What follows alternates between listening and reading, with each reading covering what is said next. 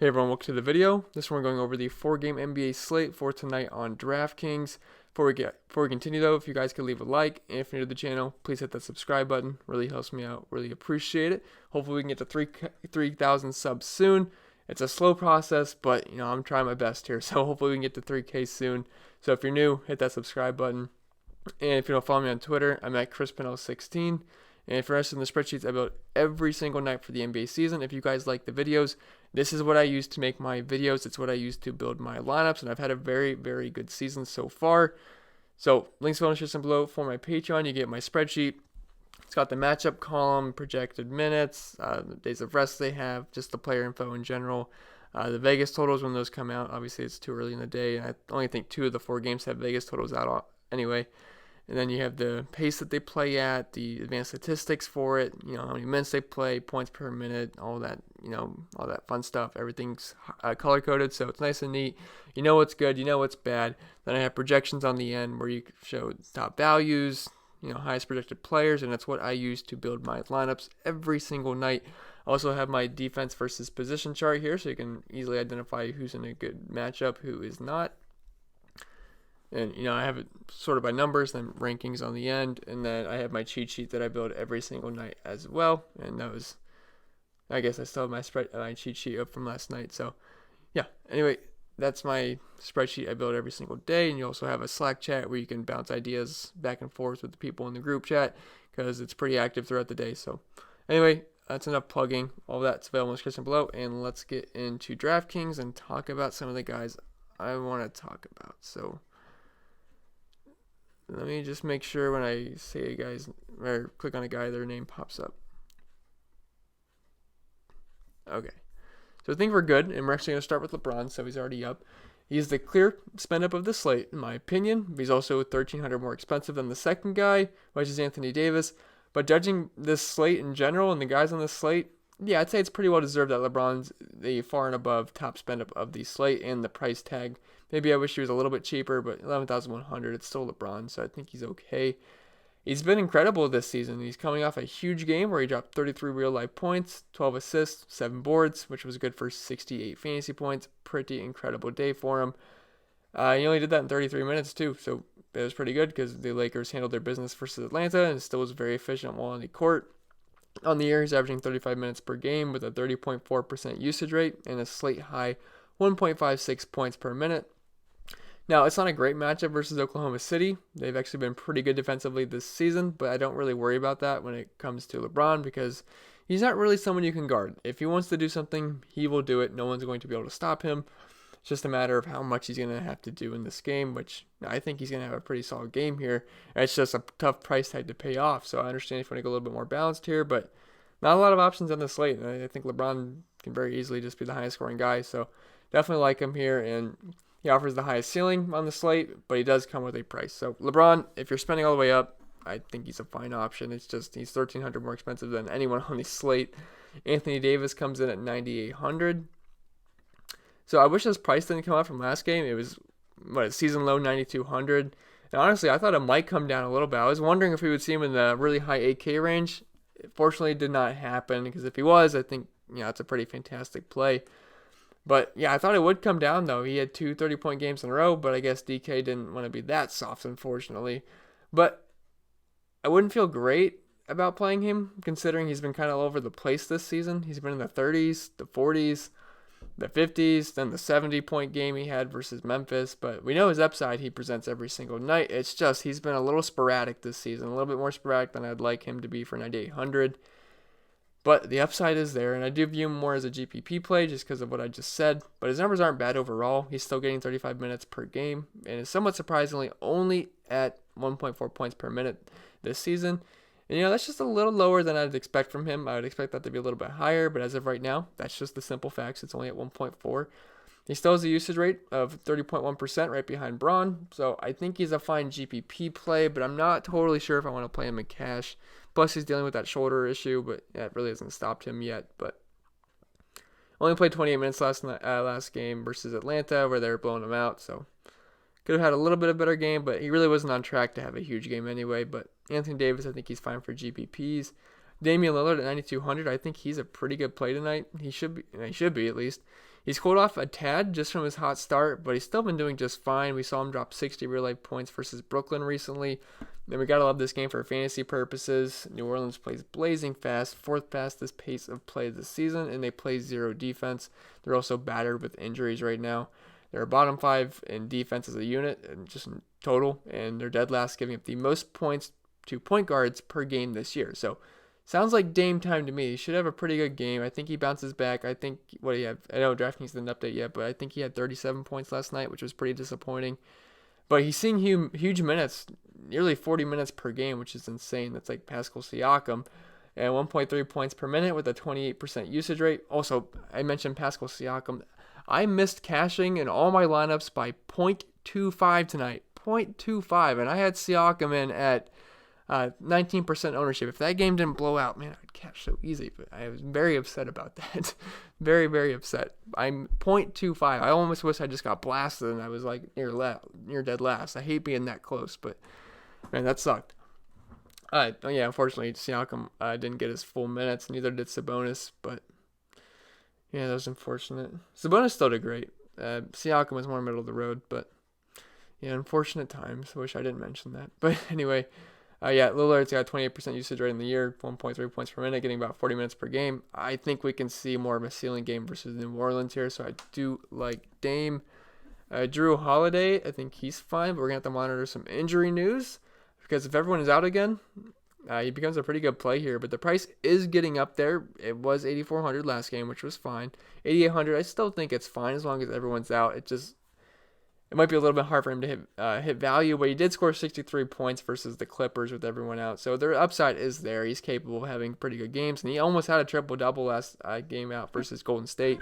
He had 8 rebounds, 9 assists, 22 points. So he was close. And if he would have got that double-double and triple-double bonus, I mean, we're probably looking at a 50-some point game there. So I think he's going to be fine here. But, yeah, the injuries are just piling up for the Pelicans. Obviously, Zion's out. Ingram's still questionable. Favors is out. Lonzo's out. Or I guess he's questionable. He's been out, though. Josh Hart's out. Okafor is doubtful. And Frank Jackson is questionable. So, my goodness, they are just absolutely destroyed right now.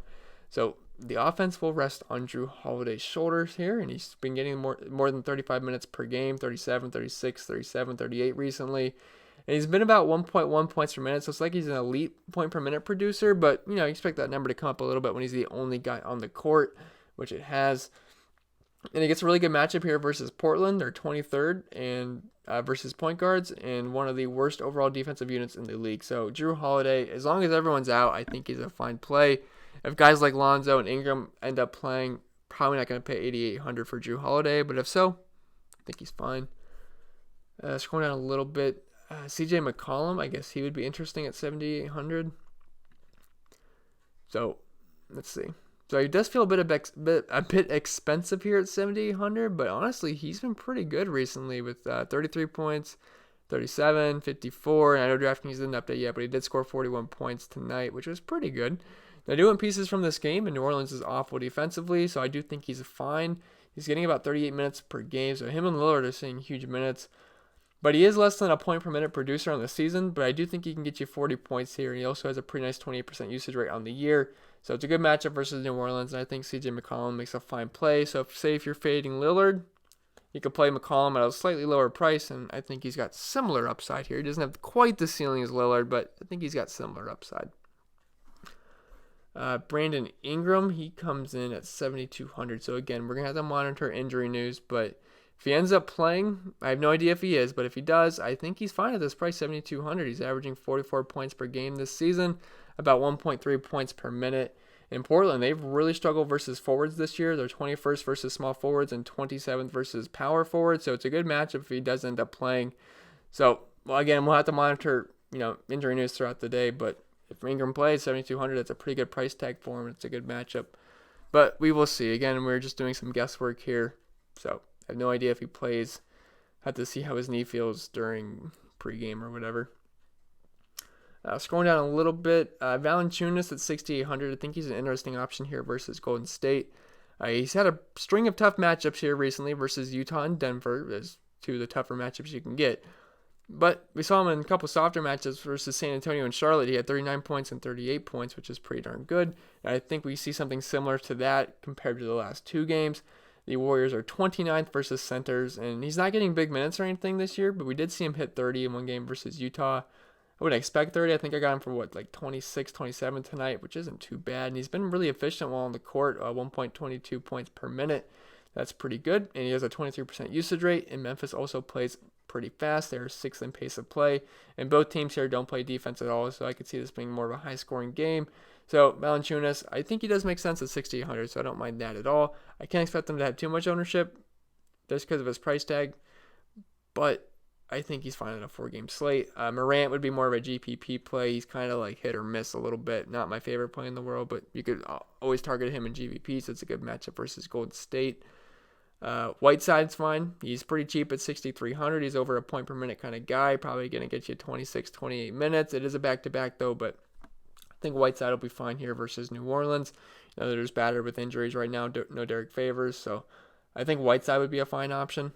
Draymond Green, though, at 6,200. I like him quite a bit at the moment. He did disappoint us Sunday, but it's another great spot for him. There will be basically no defense in this game, and Memphis is below average versus every single position on the court. So as long as this game is close, I have a hard time seeing him not hit 30 points here with upside of more versus Memphis. He's been about a point per minute guy this season, but he's the only guy left on this offense that isn't a local YMCA player at this point. So he actually ran point last game as well, so didn't turn out so many fantasy points, but he's got triple-double upside. He did have one versus New Orleans this season, so 6,200, I think he's fine. And let's see, what else? Gilgeous Alexander, I've not played that guy yet this year. I'm just not really a big fan of him. Eric Paschall would probably be more of a GPP play at this point. I mean, he's had some good games, 42 last game versus New Orleans, where he got 30 real-life points. But a little hit or miss here, but D'Angelo Russell definitely opens up some usage, so I think he's fine for GPPs, but not someone I'm actively targeting just out of my way to get him in my lineup. Kendrick Williams at 5,700. The price has really gotten up there, but he's seeing big minutes. I mean, 38, 31, 39, 36 minutes. Fantasy points haven't been great, though. I mean, 25, 33, 20, 24. It is a good matchup, though, versus Portland, just one of the worst defensive teams in the league right now. I just wish if he was like in the 4K range, I think he'd be like an excellent play. But again, we have to monitor injury news. If Brandon Ingram ends up playing, probably not too much interest in Kendrick. But as of right now, we just assume that everyone's out that was out. But we will see. So just make sure you keep him on your radar. Jaren Jackson, I think he'd be a fine play versus Golden State. Just like Valanciunas, he's had some tough matchups recently. 21 points versus Utah. 29 points versus Denver wasn't too bad. Scored 22 real-life points. But 2 good matchups versus San Antonio and Charlotte. He had 44 points at 30 points. I think he has a pretty good game here. And at 5,600, I don't mind him whatsoever. Does like to get in foul trouble, though. And versus Utah, he did actually end up fouling out, I see, with 6 personal fouls. But I think he's on a short list for me. Let's see. Lonzo Ball's questionable. Kyle Kuzma. No. JJ Redick at 5,100. Just depending on who's out, who's in. If all these guys are out, I think he's a fine play. His price has come up, though. It was 4K on November 9th, now 4,700, 4,500, now 4,800. But he's been good, though. He's seen at least 29 minutes since that November 9th game, and he's had 36, 31, 27, 36 fantasy points. Not complaining about that whatsoever. And again, we'll have to see who's out, so just keep your eyes open for injuries. But the guy can hit threes. I mean, he took 11 threes last game, 15 threes versus Houston, 7 threes, 6 made. So he's going to hit his threes. He can score points. He doesn't do too much else. He might get you a couple rebounds and assists, but it's really if he's hitting his threes. And he's definitely capable of doing that. He's a very good three-point shooter. So I like JJ Redick if everyone's out.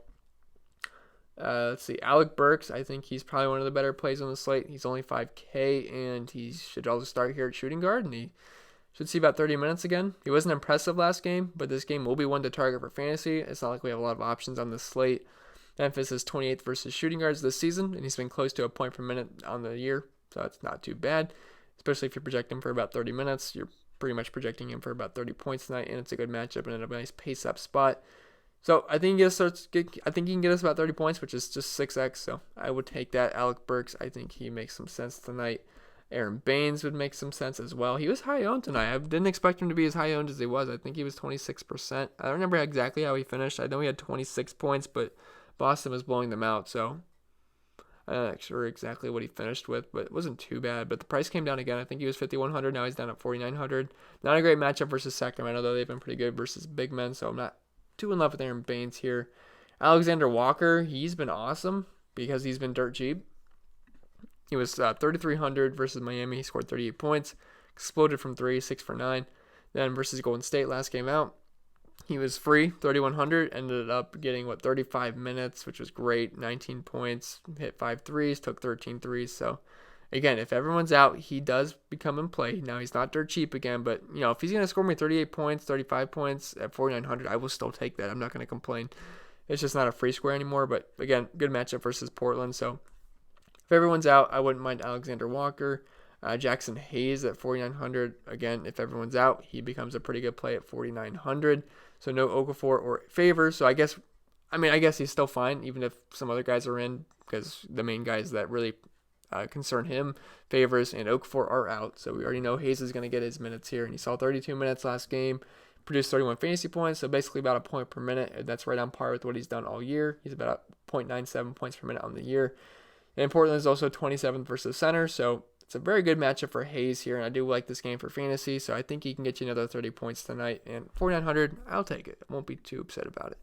Prices come up, though. He was 3,300 last game out, so no, they're no longer free, so Draftkings isn't that stupid, but unfortunately, don't have a lot of free plays. But just continuing the trend here of cheap Warriors and cheap Pelicans, we have Kai Bowman at 4,700. Now, he scored 31 points last game. Not too bad at all. Saw 28 minutes. He was free. He was 3K. Bare minimum, he was chalk.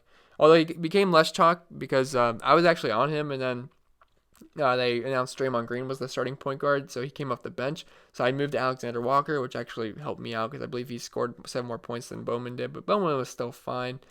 Took 16 shots, which I do like. And, he's probably going to see near 30 minutes again.